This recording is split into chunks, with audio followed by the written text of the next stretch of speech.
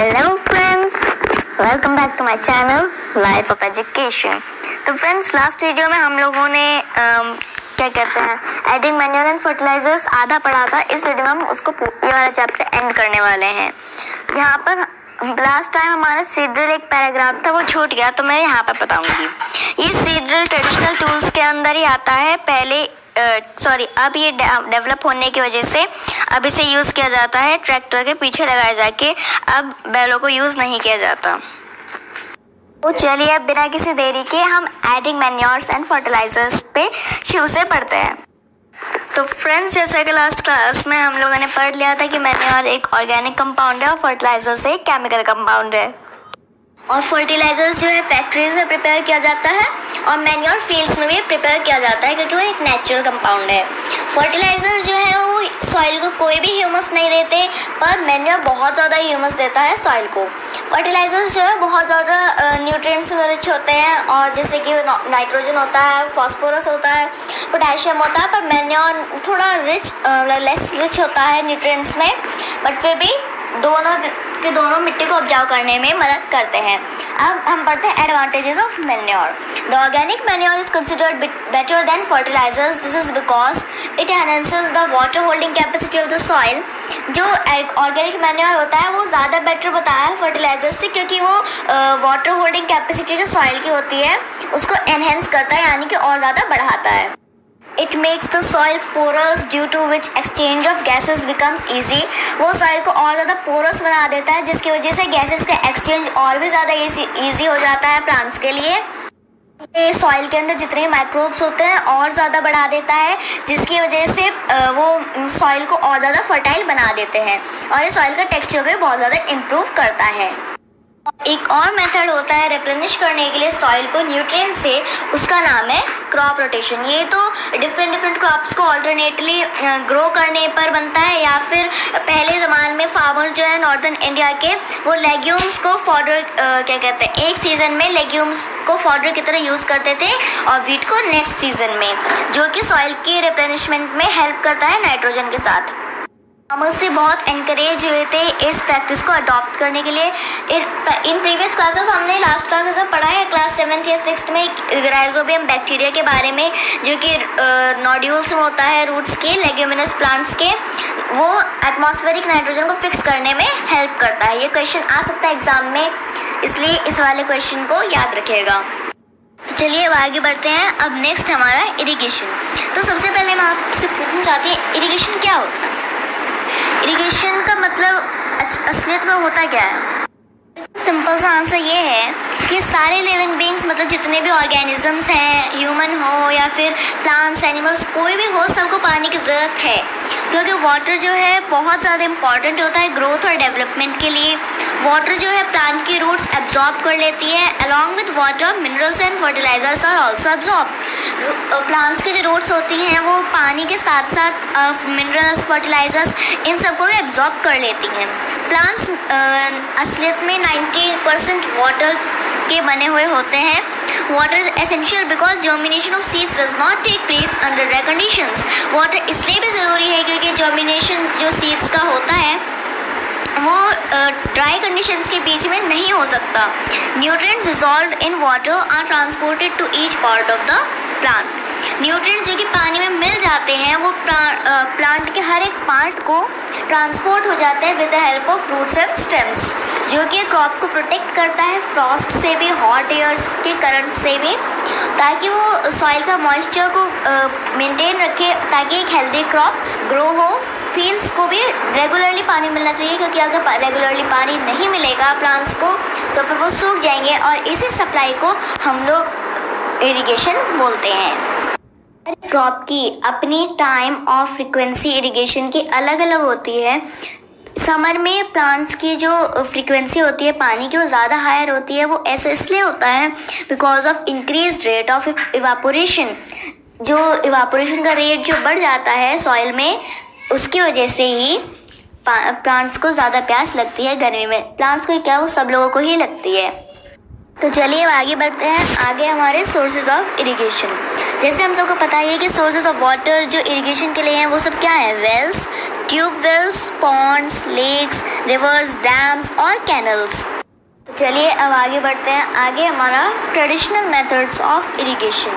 अब वाटर जो है हम सबको पता ही है कि वेल्स, लेक्स, कैनल्स, इन सब से डिफरेंट मेथड से डिफरेंट रीजन में आता है फील्ड्स में ले जाने के लिए।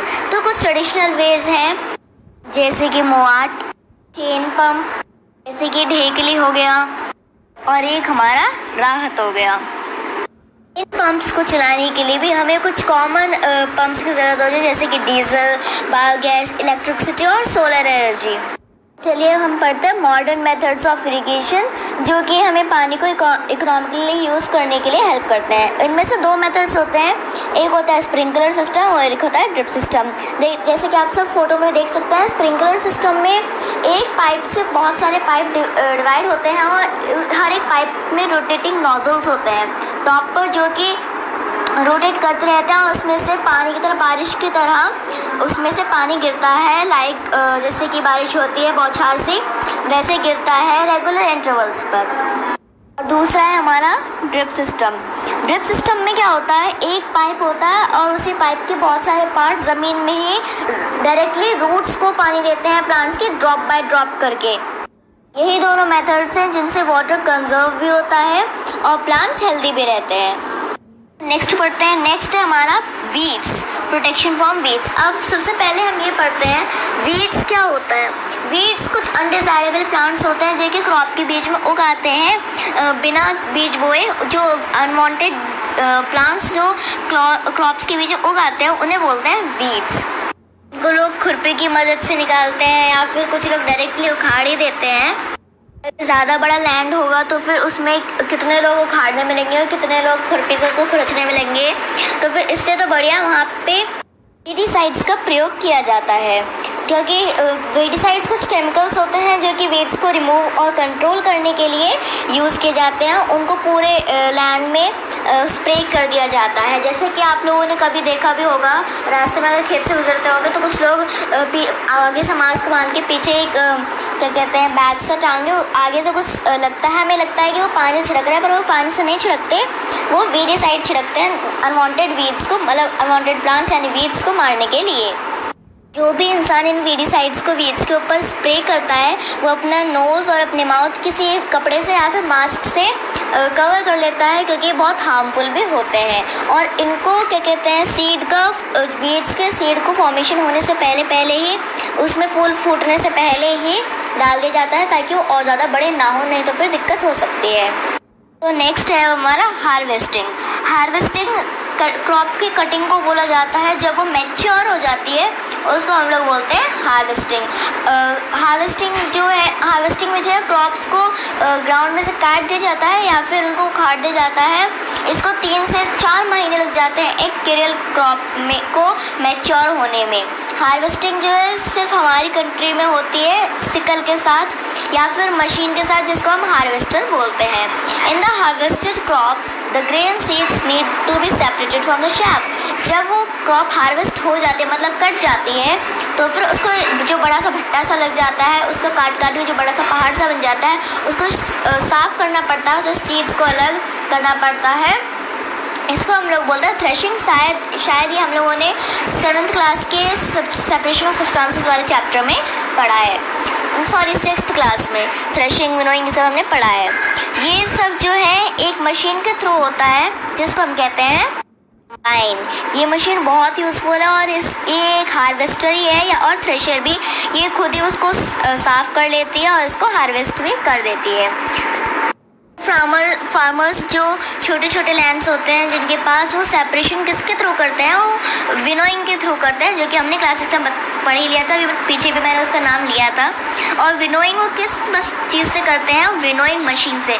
विनोइंग मशीन कुछ इस टाइप की दिखती है, उसका आगे से मुंह होता है, पीछे से उसमें वो भरा जाता है और आगे से वो उसको साफ करती है। चलिए हम लास्ट सेकंड पार्ट में पहुंच गए हैं चैप्टर के। अब इसमें है स्टोरेज। स्टोरेज क्या होता है, किसी भी चीज़ को स्टोर करना, मतलब बहुत सारे किसी भी चीज़ को, जैसे मान लो ग्रेन्स को स्टोर करने को हम लोग स्टोरेज बोलते हैं। उसको क्या कहते हैं, बड़े बड़े पैकेट्स, बड़े बड़े पिलर्स में भरा जाता है, जैसे कि उसे कहते हैं हम सिलोज। और दूसरे होते हैं ग्रेनरीज जिनको बोरियों में भरा जाता है ताकि रैट्स से और डिफरेंट वो पेस्ट इंसेक्ट्स और पेस्ट से बचाने के लिए।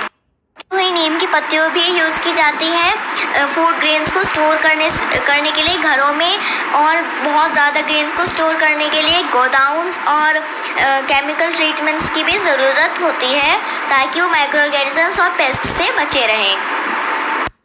अभी हम लोगों ने देखा कि क्रॉप प्रोडक्शन के अंदर बहुत सारे स्टेप्स होते हैं, बहुत सारे सिलेक्शन होते हैं सीड्स के, और उनको सो करने का, सिलेक्शन करने का, और इसी तरह जानवरों को भी चराया जाता है घरों में, खेतों में, और उनको प्रॉपर फूड खाना दे दिया जाता है, और शेल्टर में यानी घर दिया जाता है। जब ये बहुत ज़्यादा बड़े लार्ज स्केल पे होती है उसको हम कहते हैं animal husbandry.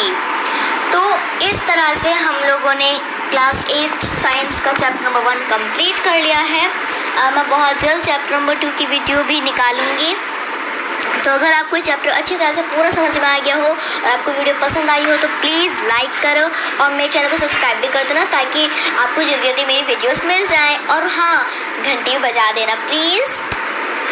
Thank you. So here I am signing off.